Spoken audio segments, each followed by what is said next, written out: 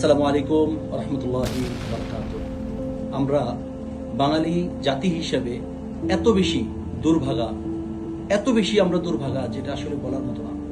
কেননা স্বাধীনতার পরবর্তী আজকের দিন পর্যন্ত আমরা বাংলাদেশে এমন একটা সরকার পাইনি যে সরকার জাতির জন্য নিবেদিত প্রাণ হয়ে কাজ করবে। কেন বলছি কথাটা, নিচে দেওয়া ভিডিওটি একটু দেখেন। এই মিডিয়ার সামনে পরিষ্কারভাবে আমি আবারও বলে দিতে চাই, সংসদের দক্ষিণ প্লাজায় দাঁড়িয়ে বাংলাদেশ জাতীয়তাবাদী দল যে জুলাই সনদে সই করে এসেছে, সেই জুলাই সনদের প্রত্যেকটি শব্দ, প্রত্যেকটি অক্ষর আমরা ইনশাআল্লাহ এক এক করে বাস্তবায়ন করব। বাংলাদেশ বর্তমান সরকার তারেক রহমান, উনি যখন নির্বাচনী বিভিন্ন গণসংযোগ করছিল, বিভিন্ন সভা সমাবেশ করছিল, ঠিক তখন একটা সমাবেশে স্পষ্টভাবে উনি কমিটমেন্ট করেছে জাতির সামনে যে জুলাই সনদে যা উল্লেখ রয়েছে তার প্রত্যেকটা শব্দ ধরে ধরে উনি যদি ক্ষমতায় আসতে পারে তাহলে কাজ করবে।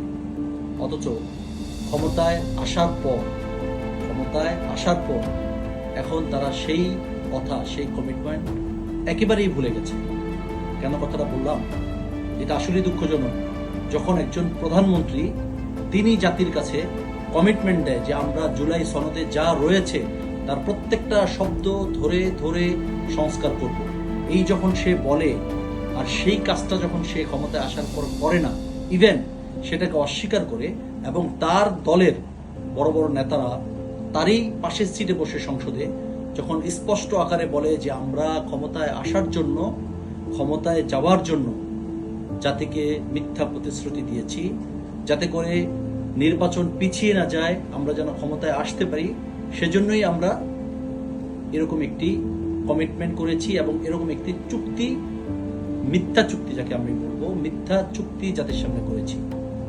তো তারেক রহমান সাহেব, আমি আপনাকে বলতে চাই যে আপনি আপনার গর্বিত বাবার গর্বিত সন্তান হতে পারেননি।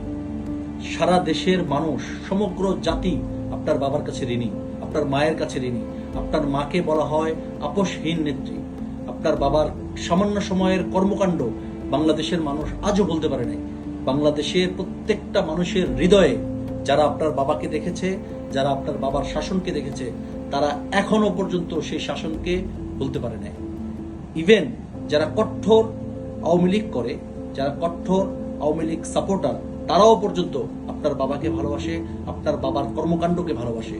তাই বলছি, আপনি জাতির জন্য এমন কিছু করে যান যাতে করে আপনার বাবার মতো আপনাকেও মানুষ দীর্ঘদিন স্মরণ করে, দীর্ঘদিন মনে রাখে।